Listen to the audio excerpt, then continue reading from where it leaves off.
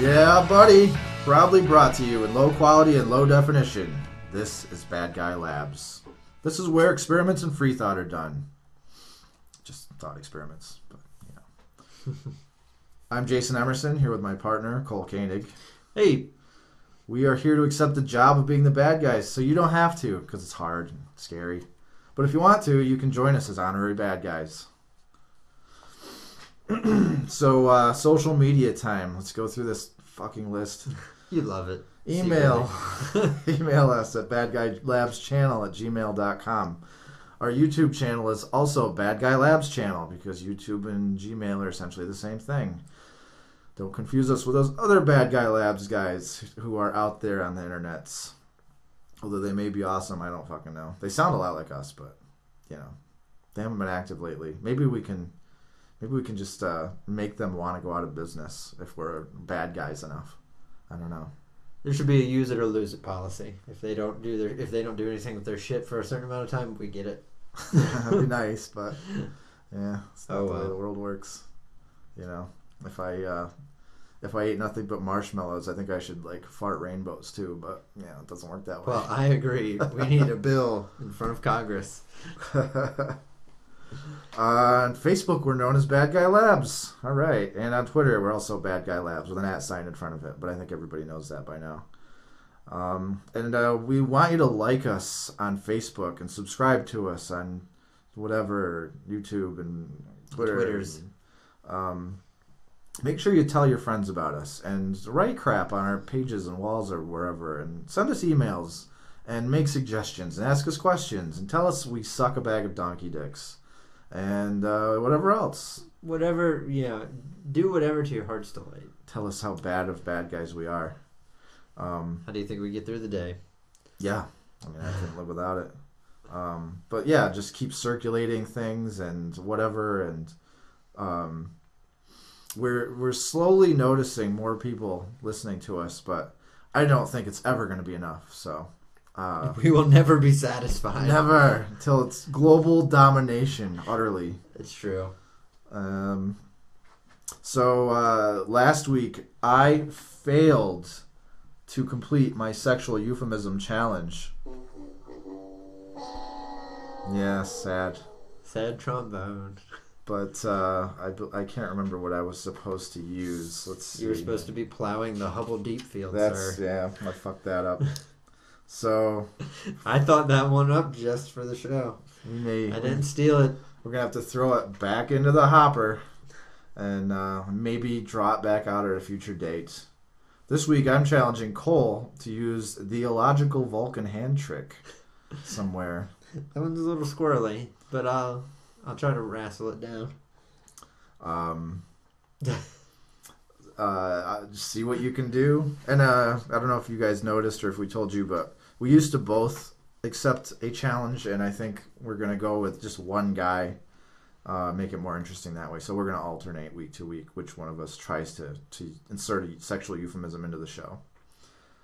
So moving on, we wanted to talk a little bit about what it means to be a bad guy again this week. We've mentioned different times that we oppose political correctness, and usually that's true. I guess always that's true, but people hijack terms, and political correctness and politically incorrect are also terms that have been hijacked, and we wanted to talk a little bit about that. Case in point, the Politically Incorrect Guide series. Yeah, I had no idea that these things existed until just wandering through the bookstore one day. There was a whole sort of end cap full of these books, and I had no idea. And that is the insidious part about it, is that they're called politically incorrect. And whenever I saw that was sort of like a buzzword in my head that I was like, oh, well, let's see what shenanigans these guys are getting into. Then you pick one up, and you find out exactly what kind of shenanigans they are. Yeah, it's hard right, agenda driven. They're basically, so what we have in front of us here as an example is the Politically Incorrect Guide to Global Warming and environmentalism. And it's written by like hard right types who are against the idea that either global warming is happening or that anthropogenic global warming is happening, depending on which subset we're talking about. And, it comes down to, people like Al Gore say there's global warming and he's a liberal and I'm a conservative, so I must be against it. And that's the sort of thinking that goes on. It's black and white thinking once again. Probably the number one dirty trick I talk about is black and white thinking. Right. So this is another case of it. You put it to me as using a hammer versus using a scalpel, same kind of thing. Mm-hmm. It's all, do you wanna just go one extreme sort of fix or another, or do you want to look for more of the golden sweet spot, which is I think what we should do, normally.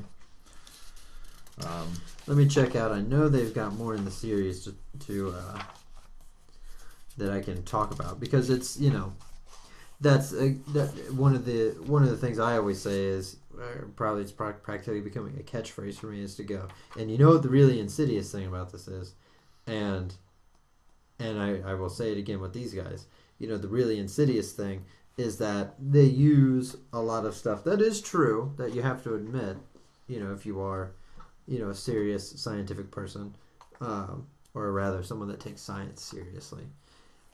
You have to say, oh yeah, these things that they bring up are true, but then they play games with the facts. And some of the things they had politically incorrect guides to, I think, if I remember, I probably wouldn't agree with the spirit of the guide, but I might go, well, they have a point.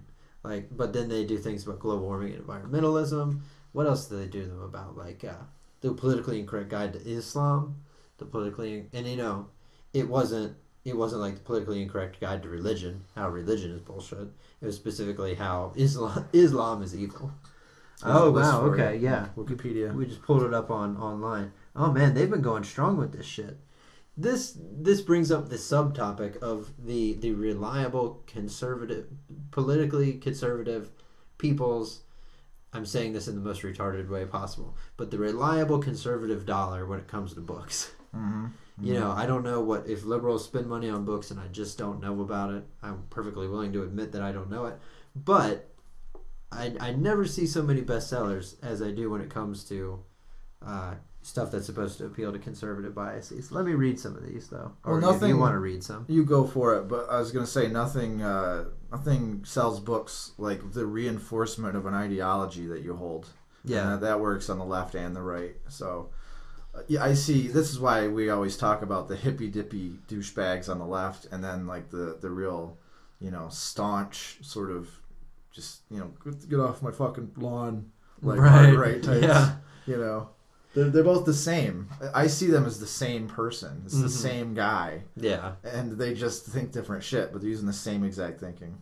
So. Well, that's why I like that these guys exist, because it gives us a good opportunity for us to come and talk about, and because a lot of times the stuff that we say about political correctness could be attributed to like us just giving liberal shit, but that's not what we're about. That's not our agenda, is just to give one political group a bunch of shit. Mm-hmm. Like you just said, it's the same kind of thinking, it's just different sets of ideas. Yeah.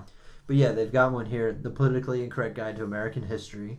I'm sure that's the version of American history where Thomas Jefferson was an anti-slavery activist. I actually have a book called The Patriot's Guide to American History, and I'll bet it's almost the same thing. Yeah. I picked it up for like $1 somewhere. The Politically Incorrect Guide to Islam. Oh, and the Crusades. I didn't know and the Crusades was chucked in there for good measure. Well, I mean, the Crusades and Islam are linked. Yeah. You had to go fight the heathenistic Muslim. the Muslim. Yeah, that's what they used to call them. So the best part is I remember when I took a medieval culture class in college, and even in one story, like one medieval document, they'll use like several different names for Muslims. Yeah. Several different spellings. Or several different references to Muhammad. Like they'll be like Mehmet, Mohammed, something weird, like in the same fucking document. I don't know. It's like they were running around thinking they have all these gods in this religion and they all have this similar sounding name. Yeah. So weird. When I went to high school, I was taught that it was Muslims, not Muslims, and that it was Mohammed, not Muhammad. They changed everything they had an O in it to a U now. That's the latest that I can see. So yeah, I'm curious to see. Well, I can imagine what they might say about Islam, but I wonder if they're going to say something funny about the Crusades, like it was a totally justified war. It was very important. We were fighting. That's an interesting bit of historical revisionism in general. When I see things about the Middle Ages, is that like all the soldiers were these jaded veterans who they didn't really have any faith in religion anymore. They're just, we've seen too many terrible things, too much war in the name of God, and how could this be possible? And then they had these sort of, we just want to be free and govern ourselves. Horseshit. Nobody in the 11th century said that. Nobody. Yeah. No. That is a load. Like, did you ever see the Ridley? I think it was the Ridley Scott turd, The Kingdom of Heaven or Kingdom of Heaven. No. That was a Crusades movie, and it was all that shit. Yeah, like the things I've seen man do to man in the name of God. And it's like, right? You probably did half of them. Like, most of what I know about the Crusades, I learned from the Kevin Costner movie Robin Hood, Prince of Thieves. Well, I mean, here's all I could say. If you like Morgan Freeman, then you should, then don't buy the politically incorrect guide to Islam. If you like that connection, then you'll probably also like my other books. I won't go through all of these because there are fucking 23 of them. I had no clue. The Politically Incorrect Guide to Darwinism and Intelligent Design. Oh, that I could have called that. Yeah. The Politically Incorrect Guide to the South and Why It Will Rise Again. Really? Yeah. That's there? Yeah, Holy number shit. 7. Damn. You didn't know? I didn't know. Wow, that's... See, years ago, I bought the Politically Incorrect Guide to Global Warming and Environmentalism because I was writing a report, and in the old days, I used to be on the other side of this and think global warming was either not happening or that it wasn't caused by people. And so I bought this book and I read it. But if I had seen that the other books in the series were things like The South Will Rise Again, I probably would have reconsidered. Right. That might have jump-started me on the track I am now a little faster. That's the weirdest one I've seen on there so far. Let me see. The Politically Incorrect Guide to the British Empire sounds a little weird. Those goddamn redcoats. Those Benedict Arnolds. I bet it's a staunch defense of colonialism. What? No, wouldn't it be anti-colonial? Because but I bet you that's what it is, with the exception of us, because we fought a legit war with them, and they said, "All right, we'll leave you the fuck alone." Oh, I see. But look at how they modernized, India. Look at what they did. They took these barbarian lands, the hostile, untamed wildernesses. I see. And turned them into these productive, democratic places. Look at Canada and Australia, thriving democracies. I bet you that's what it is. Huh. You see, we can write these without even trying. It's not a fucking problem. Just hire some schmuck to do the endnotes. All you have to do is cherry pick and data mine a bunch of shit. Yep. And make sure you're very inconsistent and be like a giant hypocrite. And these books practically write themselves. I bet you the only one I wouldn't disagree with would be The Politically Incorrect Guide to Hunting. Because I don't have any problem with hunting. Yeah. Well, I mean, that's the thing is, again, it's are we going to use a hammer or a scalpel to fix problems and analyze claims? Right. So this is why I'm neither a liberal nor a conservative, nor an authoritarian nor a libertarian. Like, I'm pro-gun. I like guns. I don't hunt, although, like, I don't care if you hunt. Yeah. And in a lot of cases, I have a lot of liberal leanings. But then when it comes to guns, like, then my liberal friends, like, I'll, like, suddenly think I'm an asshole. Right. Bad guy. Fine, I'm the bad guy. Right. Once again. And, so maybe one of the books in the Politically Incorrect Guide series could have a point. But if there's a point to it, you're not going to find it in that series. They're just going to be right about it by accident. Oh, yeah. Because a stopped clock is right 2 times a day. Well, and then you know exactly who they're going for in general by naming their series The Politically Incorrect Guide to... Yeah. Whatever. Yeah, it's all stuff people on the right are thinking about and wanting to buy books about for their own reinforcement of their beliefs they had ahead of time anyway. Yeah. It's disappointing. Well, I'm not really disappointed because I've just gotten so used to seeing it and expecting it. Well, fair enough. Yeah, it's disappointing. I know what you mean, but you don't have to be disappointed too. I know what you mean though, because I see how like intellectually a person like who isn't as sort of deadened as I am might be disappointed about that. Right.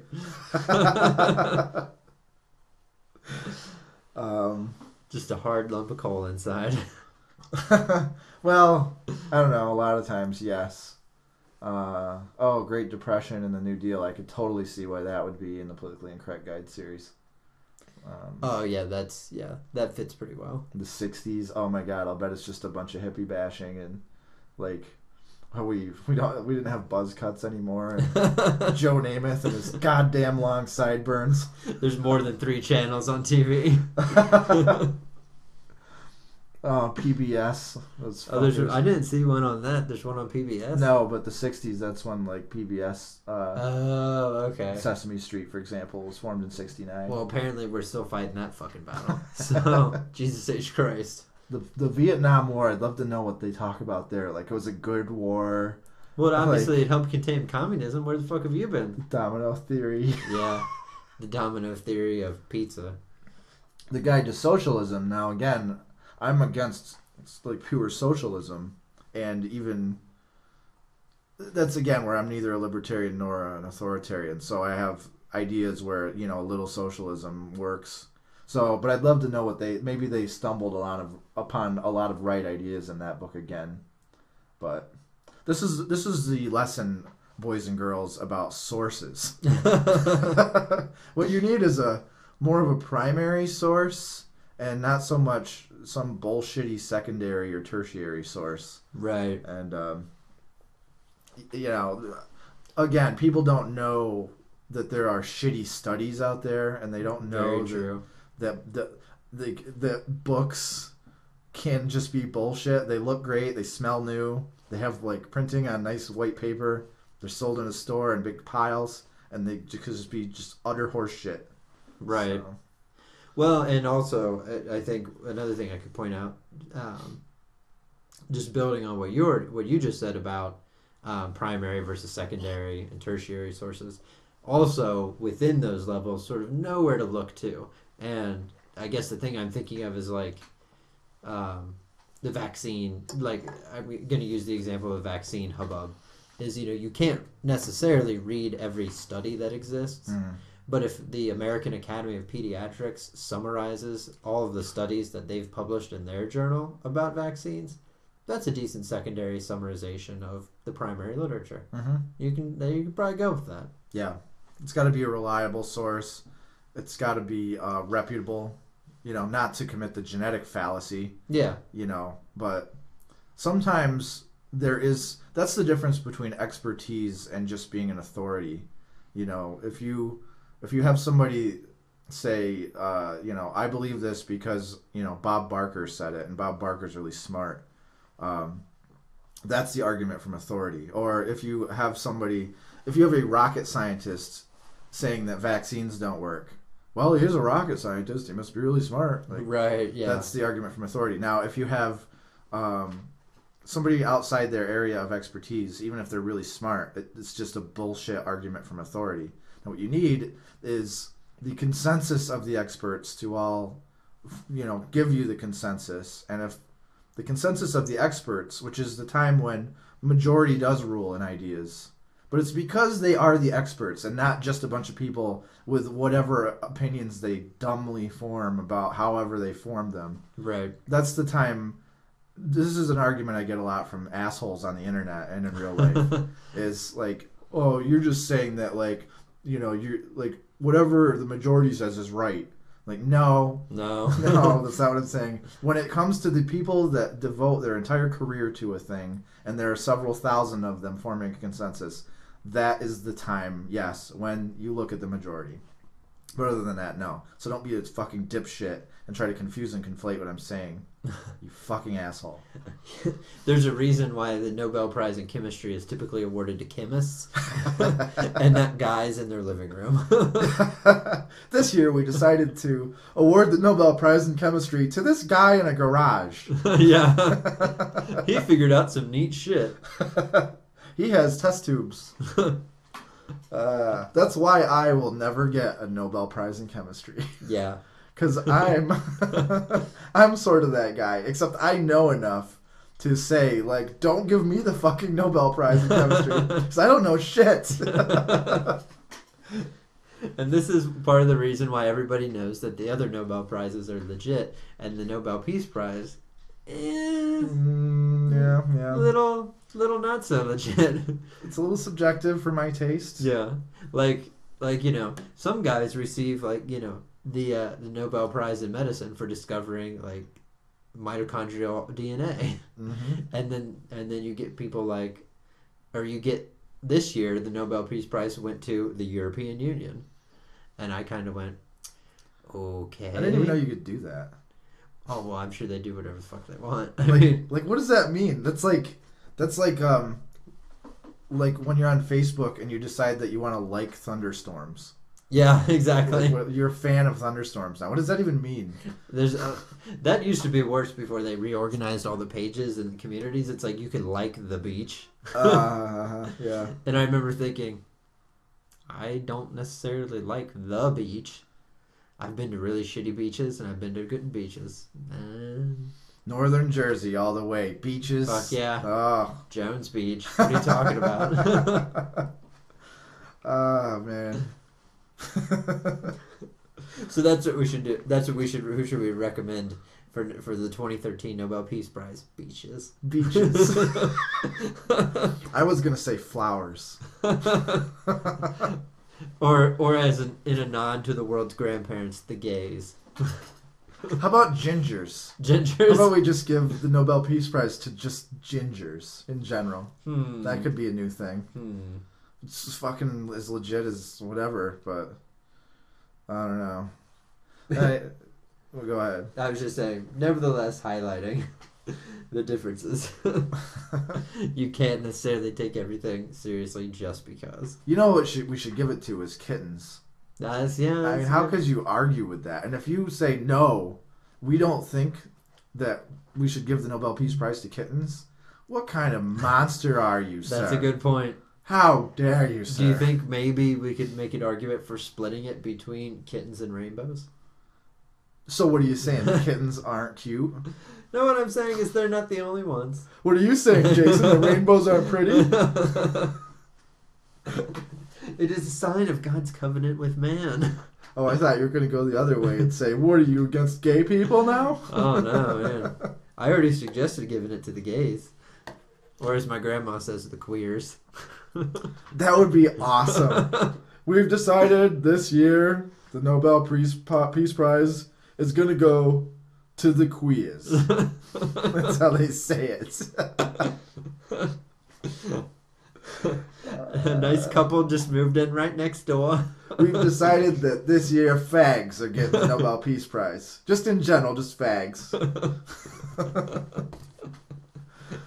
The good people. Yeah.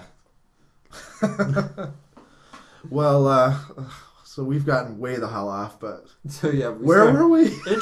Ironically enough, after awarding the Nobel Peace Prize to gays everywhere, we were talking about politically incorrect guides. That's right. So, did you know most of Antarctica is getting colder?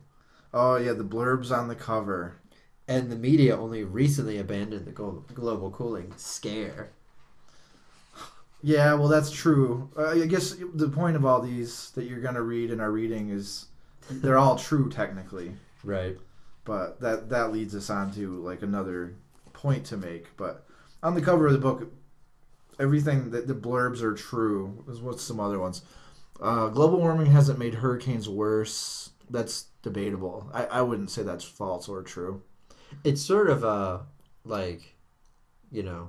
all religions are purple in a way. You know what I mean? It's kind of like, well, it seems like a difficult hypothesis to test. Like, you know that's what I one of mean? the things Al Gore fucked up on, was he implied that, like, Hurricane Katrina was caused by global warming, and he really...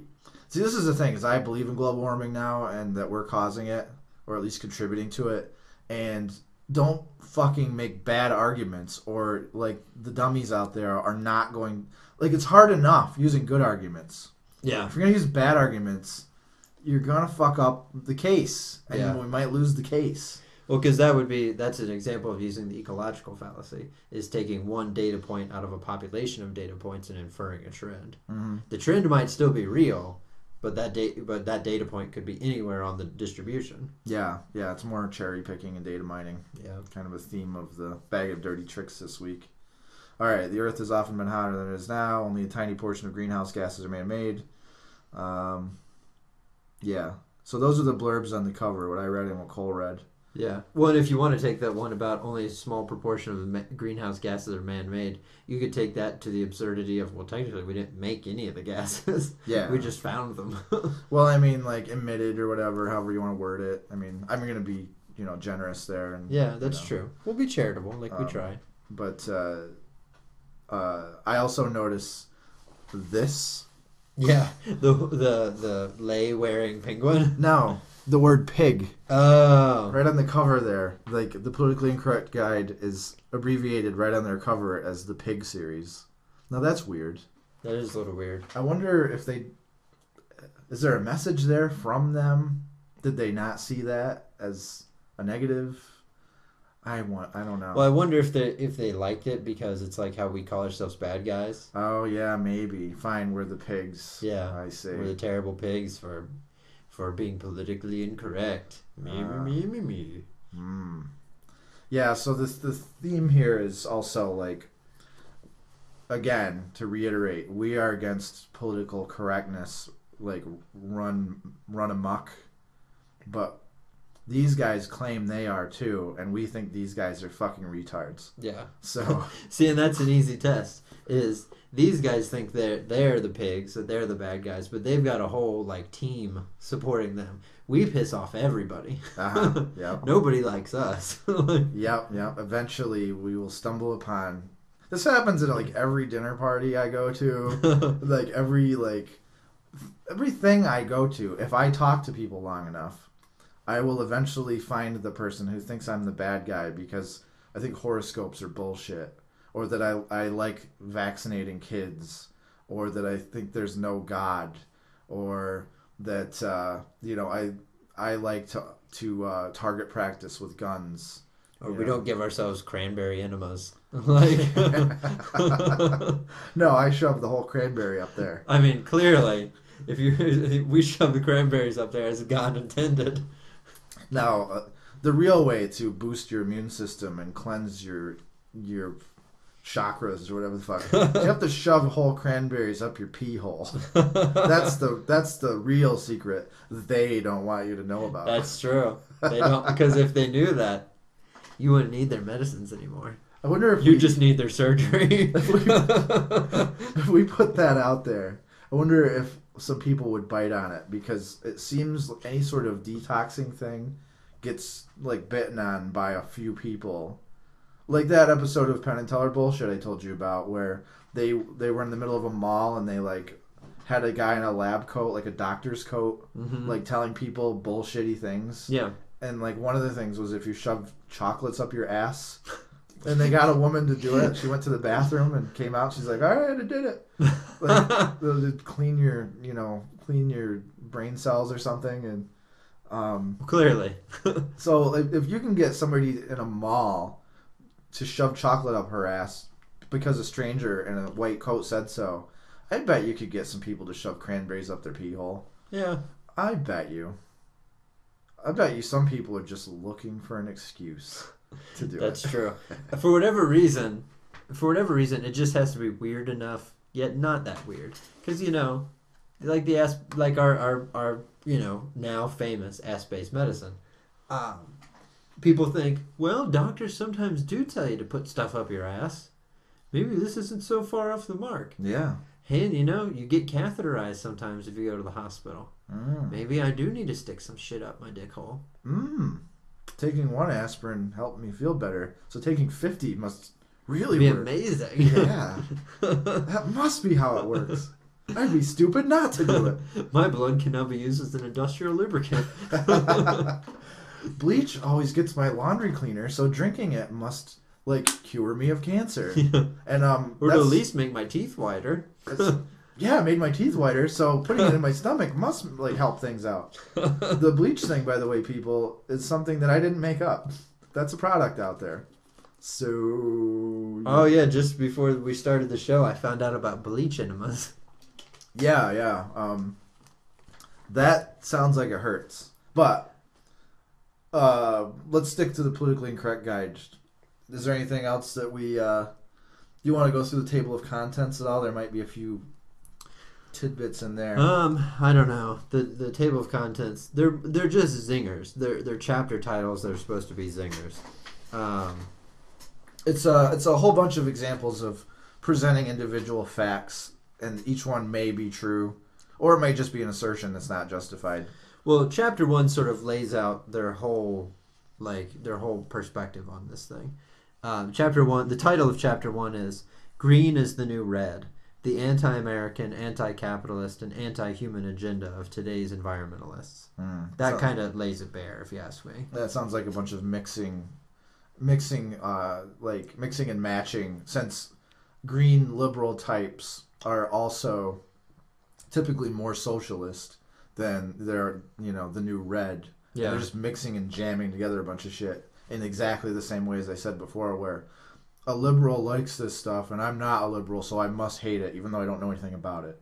Well, yeah, and it's immediately bypassing any idea. Because if somebody wanted to write this book and say, here's the scientific argument against, man-made climate change or climate change in general, that's one thing. But that's not what this is. This is starting off from the premise of, this isn't about bad science. This is about people who are trying to use a little bit of science, or maybe in their opinion, bad science, to control your life. They're not American, they're not good capitalists, and they're not even good people. They're anti-American, anti-capitalist. The us versus them tactic. Yeah. It's a good tactic. Let me see. Part 2 is the convenient lies. So, ha ha ha. The consensus lie. So there's not actually a scientific consensus. That itself there is a lie. Yeah, that's true. There's a gigantic consensus. Just so, if anybody doesn't know already, because I don't want to talk over anybody's head, and I didn't know a lot of this stuff, so no, it's a good idea. Don't feel bad, but the consensus in this case, you arrive at it.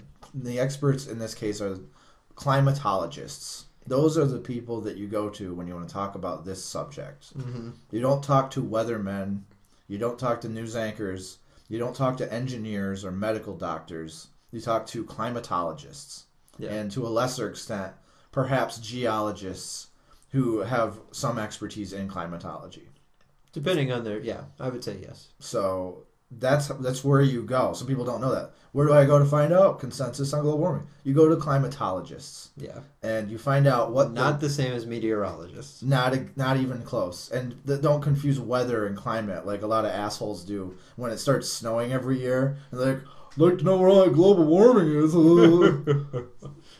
That's weather, not climate, you asshole. Right, yeah. So... Very true. The majority, what did the majority of climatologists say? Well, they say global warming via humans is happening. And that's what anthropogenic means. Anthropo referring to humans and genic meaning or originating from. So, and it's not just a 51 to 49 majority. It's a gigantic majority. 84% of climatologists, last I heard, formed this pro-consensus. So, I just want to take that little aside, but... Continue. Oh no, that's an important point to make, I think. Well, and also the nature of scientific consensus too. That is another way to look at it that people need to understand. Is it isn't just about there are different ways to measure. Like you said, you can ask climatologists and get their opinion. You can also just look at the conclusions of all the studies published in climate journals as regarding the temperature of the fucking planet. Yeah. If the preponderance of the conclusions are well, we did this study and it was warmer. Yeah, don't Yeah. also like assume. Like I know a lot of people that don't know anything about doing research or doing experiments, and they just sort of like they're the type of people that can tell you like they think it's going to rain because they went outside and looked at the sky. Right. Like don't think that climatologists just individually all went out and like looked up, and 84% of them just decided that global warming is happening. Right. That's not what they did. Right. Don't project your own inadequacies onto the rest of the world and other people. A good comparison to me is the difference between a doctor and an epidemiologist. Okay. So, a meteorologist is like a doctor. A meteorologist is predicting the weather in a relatively short amount of time, just looking at everyday trends, rain, snow, hot, cold, regular, stuff like that. Just like a doctor happens to notice, based on what kind of people are coming in, who's getting sick with what at what time of year. Mm. But just like a climatologist looks at the overall trends of the planet over long periods of time, an epidemiologist looks at who's getting the flu and when over years and years in huge populations. Mm-hmm. That's So a good comparison. So that's how you would think about it. Your doctor might be telling you, "Oh, I'm seeing all kinds of cases of this." Well, and that might be true. However, is everybody in the country doing the same thing? Or is the whole country seeing more cases of flu? Maybe not. I'm seeing more cases of airborne super AIDS. Yeah, It's been going around. Oh, I It's just been thought in of the a schools. new product that we could sell. Oh, yeah. Airborne super AIDS. Wait, so we're going to sell super If AIDS? you don't want to get super AIDS, buy airborne super AIDS. Yeah. Not just airborne, because that's already taken. Airborne super AIDS. Also by the makers of airborne super herpes. All right, so let me see. Most of the melting ice caps, angry hurricanes, and other lies about the weather. So this is saying that, actually the Arctic is cold. It's not. It's not hot. All that kind of shit. Although this book was written probably 8 years ago now, and I would say that the latest this year, in 2012, they're noticing that the North Pole cap, the northern polar cap, has melted more than ever. So I mean that's an interesting observation, Yeah. I'd wonder what these guys would say about that, 8 years on or whenever it was. Right. However long, but Well, and also a lot of the observations they're making, because the rest of the chapters, it basically boils down to they think that the whole global warming shtick is to bilk you of your money and to run your life. That it doesn't have to do with the science. Yeah. The thing that's sort of like pointing out the new data. The thing, then the way that they bend some of these claims go, they say things like on the front, we already read it, but the Earth has often been hotter than it is now. That's true. It also didn't fucking look like the same planet necessarily. Yeah. Like, yeah, you're right, it was hotter, but there are mosquitoes that were 12 feet long. That's an exaggeration, but it was a different world. Yeah. So if you want to go through the shock of having Florida be underwater, I guess you're welcome to it, but I'm not interested in it. And it obscures the legitimate debate of, there's the one side of the science and then the other side of, well, do we do anything about it? And if we do, what do we do? So now that's where I am different from like a really hard environmentalist. Okay. Where I believe global warming is real and we're causing it. And I've been sort of berated by more hippy-dippy types that are friends of mine who are disgusted by my attitude about it, and their emotions I think are taking over. But I see this as inevitable, that we are going to we're going to see changes, and there's nothing we can do about it. We might as well learn to live with it. And the reason I say that is because the way to fix the planet is with major infrastructure change, and only major infrastructure change. Yeah. And these little things that we do not add up to enough difference. And to expect people to do stuff that they don't want to do is an unrealistic expectation.